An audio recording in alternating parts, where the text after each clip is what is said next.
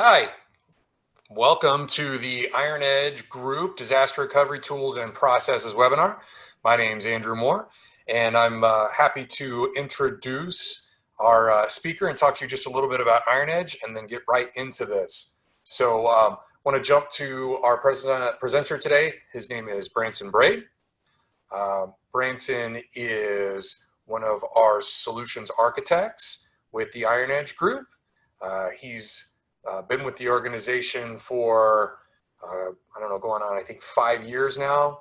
Tell you a little bit about our group before I tell you more about Branson. We're an IT services provider here in Texas, and our focus is around helping small to medium businesses with their technology through consulting, professional services, and business intelligence. So we help organizations who are frustrated with the hassle of IT or their IT staff is overwhelmed. One of our focuses is around disaster recovery, which we're going to talk a little bit about today. So I'll tell you a little bit more about Branson. Branson's been with the organization now for about 5 years. He's got 12 years of IT support. He's a CCNA, he has a degree in computer science, and he's an overall really smart guy, especially around disaster recovery. It's a core component of what we do with our organization, making sure that our companies that we work with can weather issues that they have with their technology. If that's malware, if that is intentional or unintentional data deletion, if that's a hardware failure, if that's a building failure, there's a lot of different things that could manifest themselves in creating a disaster recovery event. And so Branson's going to talk a little bit about those processes and tools that we use to help our clients and to make sure that you guys are educated in this arena, because it's a really important part of making sure that your business is secure and prepared. So and that, I'm going to turn it over to Branson. We'll have a Q&A session at the end. If you guys have any questions as we go along, there is a place for you to ask those questions.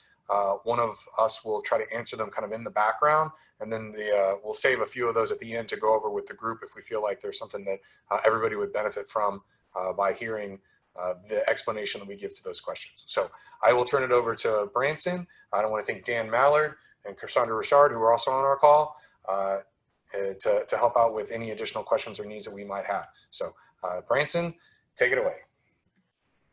Thank you for that kind introduction, Andrew. And thank you for joining us this afternoon. You could have, in this climate, you could have been anywhere else in your home, but you chose to get online and join us today. So I appreciate you spending time with us. So today we're going to talk about disaster recovery and how do you plan and what kind of tools you'd utilize to do that. So we're going to start with the first question. What's the worst thing that can happen to your data? Take a moment and really think about that. For some people, they think their stuff going offline for a certain amount of time is the worst thing. But let's think a little bit more drastic. Think about back to the Gulf area being hit by Harvey. Think about your entire first floor of your building going underwater. Everything that you have going offline. Think about your building burning down.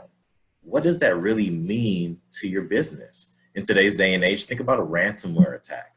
A very aggressive take on how we get your data away from you. So now in those scenarios, you're thinking to yourself, what's most probable for my company? For some of you, it's water damage. For some of you, it's fire. For others, everything is off-site, so it might just be a cybersecurity attack. What does it look like for your specific business if you're down for a day? Just a day. How about 2 days? How about a week now? Or even a month? Because those are realities that can happen. The Ponemon Institute's 2019 Global State of Cybersecurity in Small and Medium Businesses study found that more than a third of small and medium-sized businesses don't have any incident response plan in place for responding to breaches or cybersecurity attacks. So you have a third of businesses that have no reactive plan to what's going to happen and no proactive plan. This is in spite of the fact that that same study, 60% of those businesses had experienced loss or theft in the past 12 months. In the past year, they've been touched and they still don't have a plan. So today, the question is, can your business simply absorb a hit of being down for a day or a week or a month? And I imagine it would shake up a number of things and probably make a couple of key stakeholders ask the question, how do we ensure this doesn't happen again? So we're going to answer 3 specific questions today. We are going to say, how do we build a DR plan? How do we identify the most critical parts of our infrastructure? And what types of systems and solutions do we put in place to back those things up? When we have all 3 of those in place, we're working in a proactive state rather than a reactive state to something happening within our environment and us having to get out of what we would consider our norm. So the goal for today is not to provide the perfect solution, because we don't believe that there is one. At IronEdge, we like to talk about what is the correct solution versus the right solution. We might say that we can put all these redundancies in place, but is it manageable, and can we spend that kind of money? So we want to build the right solution for the infrastructure that you currently have and possibly make some changes that are needed. So the goal is to understand how we build a process upon the programmatic approach of defining business critical systems within the environment and identifying tools that can efficiently allow us to achieve our desired restore objectives. So if you've been with us for a few weeks now, Dan Mallard gave us a great speech, a great talk on business continuity and how we build a plan for that. But I want to differentiate business continuity from disaster recovery. They're both very, very important, but business continuity deals with the if-then. Let's put 2 ISPs in place, so if one goes down, we can continue working immediately.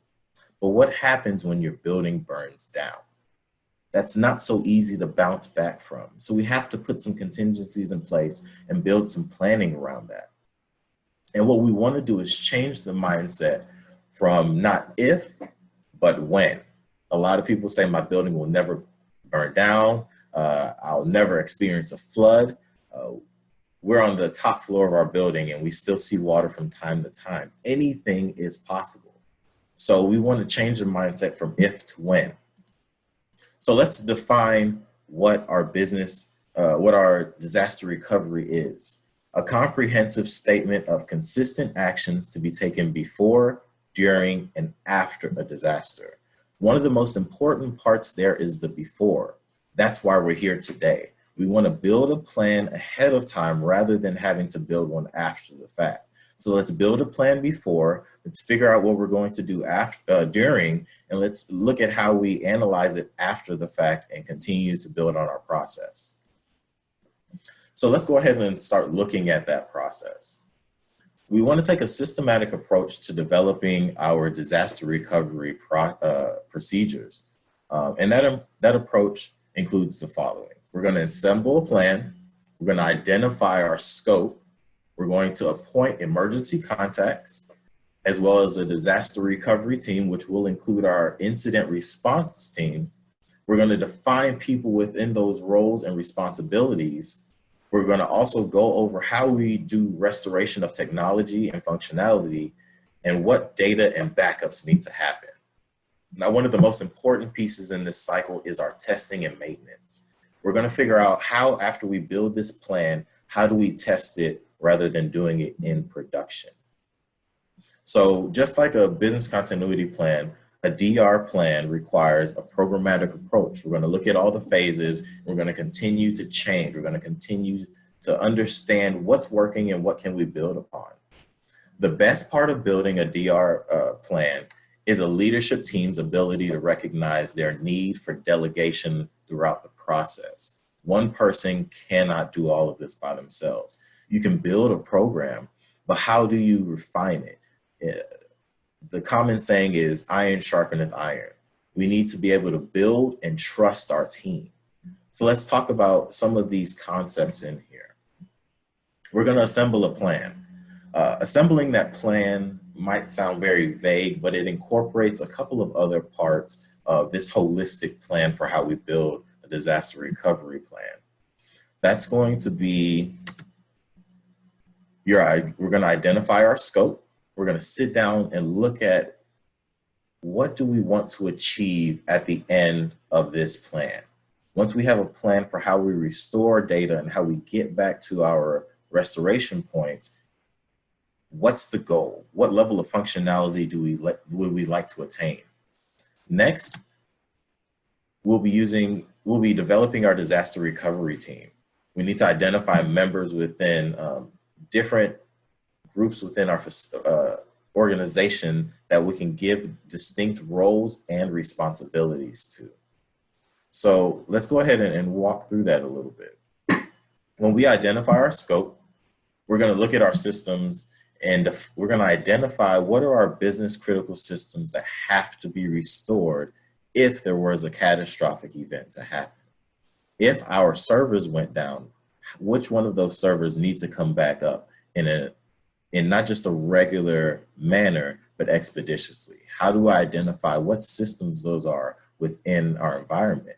And what risk are we taking when we don't do something? So we need to understand scenario-based risk. What we mean by that is, what happens if a bottle of water falls on something? We have all these small safeguards of security, but the reality is human error does happen. If a water bottle fell on a server, what happens? Are we down for 3 months, or can we restore from that and bounce back very quickly? If we have ransomware that attacks our servers or our network, what happens to our core systems? If our ERP system goes down for an extended period of time, do we have good backups so that we can quickly bounce back from that? In today's climate, we have a rise of cybersecurity attacks on systems. And for a lot of customers and clients, the question that they have is, how do I grasp what a cybersecurity attack is, and how do I proactively plan for that? There are a number of different tools, a number of different ways to do that. But the core way that you understand it, that we like to use, is NIST, the National Institute of Standards and Technology. Their baseline for cybersecurity allows you to identify, protect, detect, respond, and recover quickly. And the way that it does that is it takes into account their four elements: function, category, subcategories, and informative references. It wants you to step through what can happen if I have a cybersecurity attack. If I have a ransomware attack that is in my network, how do I know that? How do I alert for it? How do I identify that? Now, how do I protect my systems and detect that at the same time? But also, like we're going through, how do we respond and recover to that? So if you want, you can go through NIST, their NIST framework core. It will provide that as a resource, but it's a very good way to understand the baselines for cybersecurity and what you need to be doing within your network. So next, let's look at appointing emergency contacts. Many times we have a full Rolodex of people within our business that we can contact at any given time. But what happens when the building's on fire?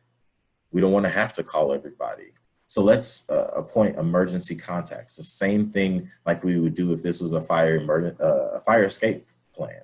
We can use that same analogy. But one of the key things that we like to keep in mind is assign it based on role and not personnel.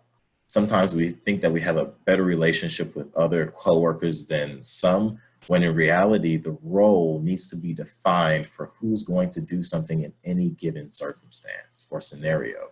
So we want to assign emergency contacts based on their role and not necessarily their personnel.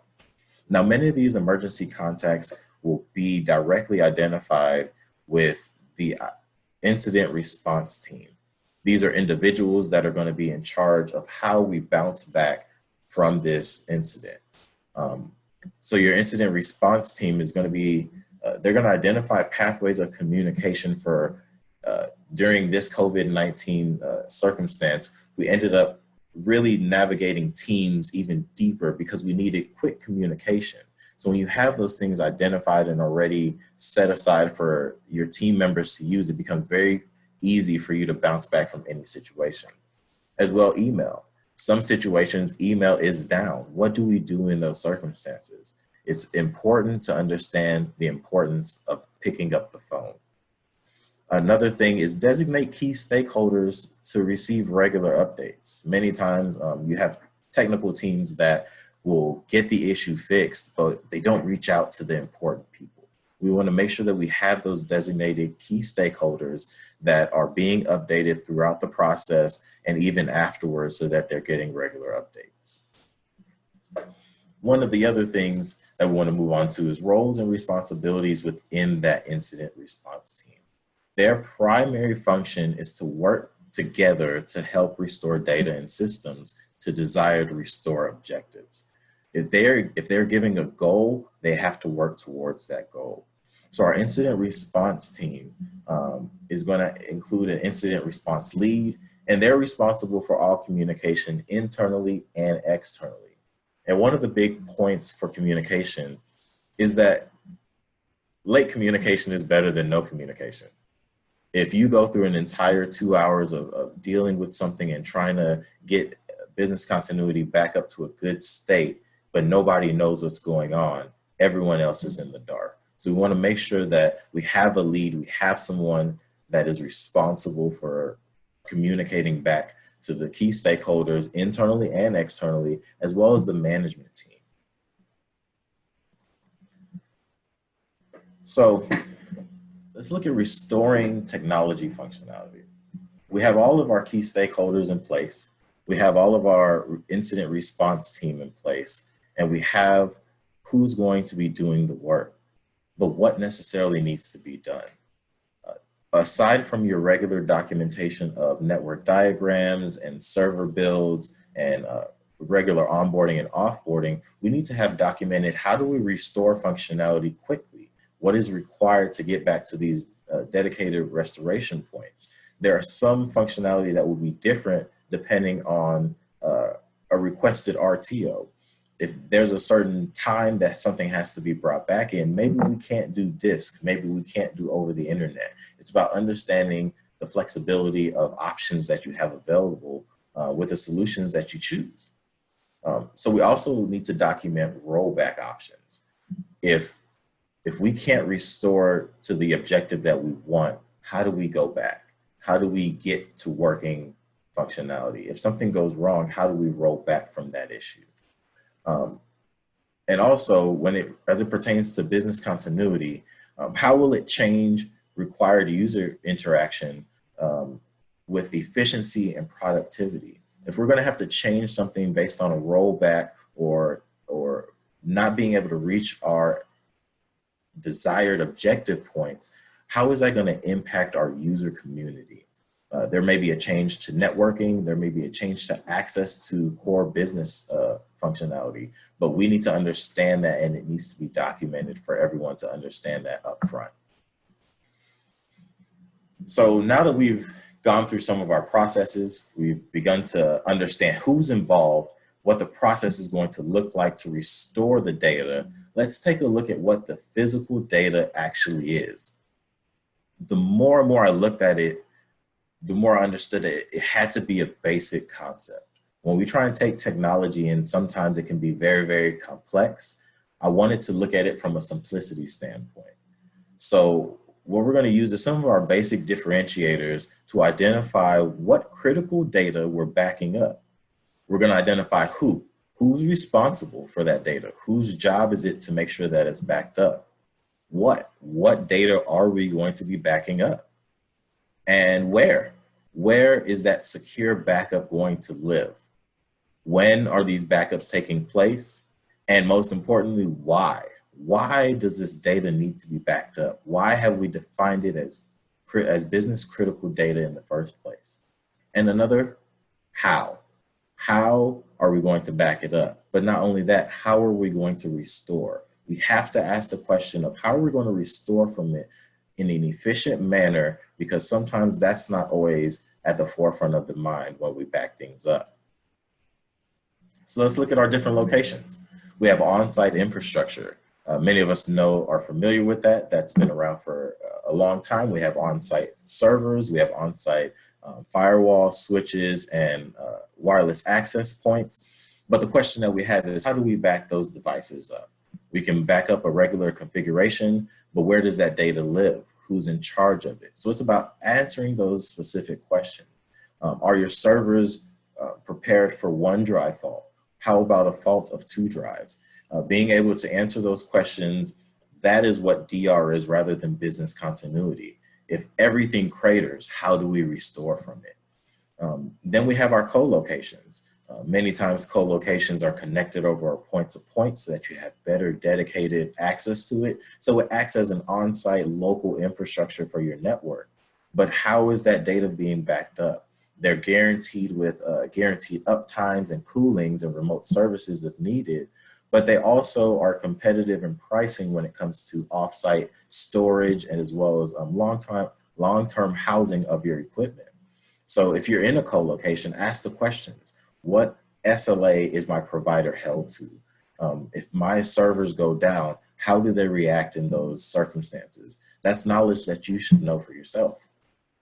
Like we were speaking about, your data should live in more than one place. Even if it's in a co-location, is it being backed up off-site from that location as well? So understanding primary and secondary backups, some people would even argue that you should have a tertiary backup. If that is in your budget and if that is necessary for you to be able to restore from a business continuity or disaster recovery perspective, then that's an option that you need to explore. But as long as you understand that having a backup offsite as well as a secondary, because that primary could be corrupted and something can happen. It's not if, but when. So being prepared is always important. So the second location for your data is infrastructure as a service, IaaS. Those are cloud-based infrastructures. Those are hosted facilities that provide you space on infrastructure that you don't have to pay for year in and year out. You don't have to deal with the CapEx or the OpEx for that from an accounting standpoint. You instead are subscribing to a service to use their infrastructure. These are popular with AWS, Microsoft Azure, as well as the Google stack. But also it's about understanding the difference between public and private, housing that in someone else's space, and also the administrative access that you have to your own data when it's held in a public space. Sometimes private can be cost efficient, but it's also very proprietary. So it's about understanding the differences that are available to you, but also the cost efficiencies of them. Here we have 93% of small businesses store data or backups in the cloud. There's been a large migration to the cloud, but it's understanding what you're using it for, what it's being utilized for. You can back up in the cloud, but you can also back up to other locations in the cloud and on-prem. So having a hybrid environment and utilizing infrastructure as a service has become a big popular thing, and you should really explore it. But one of the many things that most people are utilizing that they don't know is SaaS, software as a service.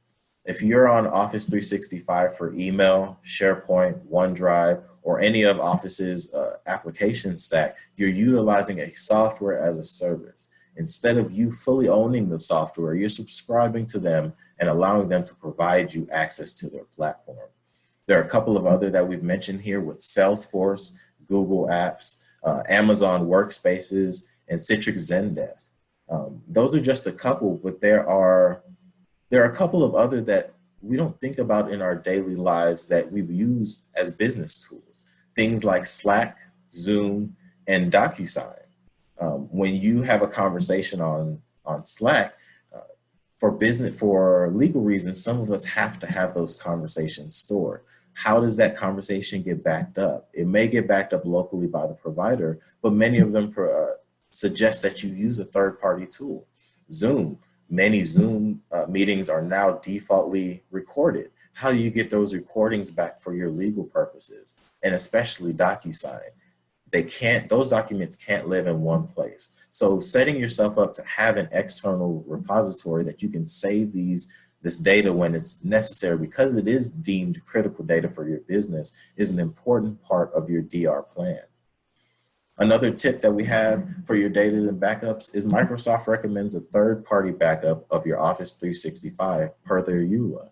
Archive and retention are not backups. So understanding that, yes, you can be archiving a mailbox, but what happens when Microsoft accidentally deletes your tenancy? Because it does happen. It can happen. It's not if, but when. So we put things in place to mitigate possible issues. So if you have a Microsoft tenancy, we recommend that you have that backed up with a third-party vendor. It may sit in that backup and you may never need it, but 3 years down the road, you'll be happy that you have it available to fall back on when it is necessary. So we've had all these things that we've put in place. We've talked about the process, we've talked about the individuals needed, and we've talked about where the data lives. But let's walk through a real scenario. What happens when your data dies? What happens when your hardware fails you? Because it is hardware and it does have a shelf life. All of us try and keep all of our hardware under warranty, but what happens when it falls out of warranty and you can't take care of it? So let's look at this scenario and what you've done right. So what you've done right is we have a lot of redundancy throughout the environment. We have an on-site facility with a VMware host that also has a domain controller. It sits behind a firewall and your corporate users are protected. You have two internet connections so that if one fails, you have a business continuity plan in place. You've moved your email offsite and it lives in a SaaS environment along with some of your Salesforce and QuickBook applications because they've been deemed business critical. You don't have your ERP on site. You also have recognized the importance of having a secondary domain controller off premise, so you have a hosted Azure environment. But most critical to your business is your POS, for example. Your POS system is vital, so you've moved it off-site to a co-location, somewhere that's guaranteed to be up when you need it, and also can be remotely reached if your building goes down. So you have two POS systems. You've done a lot of things the right way. But let's talk about what happens when your hardware goes down. If your VMware host goes down that's hosting a critical piece of your business, how do you bounce back from that very quickly? Do you have the resources to do so? So the questions that that are already defined that we've talked about is who will be the lead in these efforts? Who else needs to be involved for us to do this restoration? Who might need to be communicated to? And how do we need to restore business functionality in an efficient manner? And what is the expectation of timeline for that restoration to take place? So the most important thing to note through this experience is that we've already gone through the exercise of DR planning. And in turn, we've already implemented a solution for that particular plan. You've already identified your VM host as business critical in your co-location because it hosts your POS solution. So now we've already put into place a DRaaS, a disaster recovery as a service appliance. It allows for replication and hosting of physical or virtual servers by a third party to provide failover in the event of a man-made or natural catastrophe. We've put something in place that allows us to do system level restores very, very quickly. We still have to get our VMware host back up and we still have to contact the vendor on that, but we have an incident response team in place to do that very quickly. So when we make a plan, we can put the right solutions in place to bounce back from those very quickly. Now, one of the most important pieces that we talked about at the very beginning is testing and maintenance. The worst time to test is when we need it to work. We can go through all of our plans. We can talk about all of the configurations and backups that we're completing. But if we never complete tests of those systems, then we've never verified that it works. So the worst time to test is when you need it to. Provide your team the time that they need to test your solutions. Provide them the time to reboot your firewall. Make sure that your failover ISP will work. Don't just assume that you have two working ISPs. Go ahead and use your vMotion that you're paying for. Make sure that you can do test restores from your backup solution. All of those things are critical when it comes down to the end, when you actually have a live event taking place. And one of the things that we mentioned in the beginning is this will not be done the very first time that you roll this plan out. Just because something works doesn't mean that it cannot be improved upon. You have to continue to make changes. If it works the first time, perfect, but knock the kinks out of it. Look at it and say, I think we can refine this and do it a little bit better, because there's always a little bit more that you can do. So after all of that, let's review what we've said. We're going to build a plan, because you can build a plan. You have the people to do so. You have a team around you to do so. You have people in your corner that are an IT team, that understand your infrastructure, that are smart and can help you do that. We want you to know that you can identify the most critical parts of your infrastructure. You know what makes you money on a daily basis. You know if your ERP system goes down, what that'll mean to you. You know that if your wireless goes down and all your laptops can't connect, that's going to be detrimental to you. Understand what's important to your business, and identify and implement solutions to back up key data. Once you have everything identified that you need, back it up. Put it in a place that you can bounce back from it very quickly. So we have our action items. I believe that each of us can go back and build a very strong DR plan that our businesses can stand upon and bounce back from any catastrophic event in due time. So start your planning today. Thank you very much, Branson. I appreciate your time and effort on this webinar. We don't have any questions right this second. We'll give everybody a minute. If there's any questions y'all want to type in and ask, feel free. Otherwise, if you guys already work with IronEdge Group, feel free to reach out to your account manager to talk a little bit about your DR plan and what their focus is on. I know Dan's one of our account managers in the San Antonio market. Work with Ruben or Ricky or Patrick or David or Ryan or any one of our other senior level folks here to help you start building that plan. If you're not currently a client with us and you have an internal IT team or you are working with another MSP, I recommend that you guys start having these conversations, especially now. And if you don't have a IT provider, feel free to reach out to Cassandra with our group. She'll be available to answer questions about how we can help you with your DR plans. We will be posting this webinar and some good information and links back to the data that Branson used to compile some of his statistics and information on our blog. We should be sending out an email about that in the next 24 to 48 hours. So be watching your inbox for that. And please feel free to share this information with people that you think might need it. We're here to help, and we look forward to continuing to work with all of you guys and build new webinar series. So we'll have another managed services webinar series around IT technology in 2 weeks. And next week we have a business intelligence webinar that our team is putting together that is always really exciting. Our team is really getting pretty good at putting those BI webinars together. We're hosting those on our YouTube page, and there'll also be links on our blog back to the information on how to get those too. So thanks again, everybody. We hope that you have a safe and healthy week, and we appreciate your time and look forward to talking to you soon. Thank you.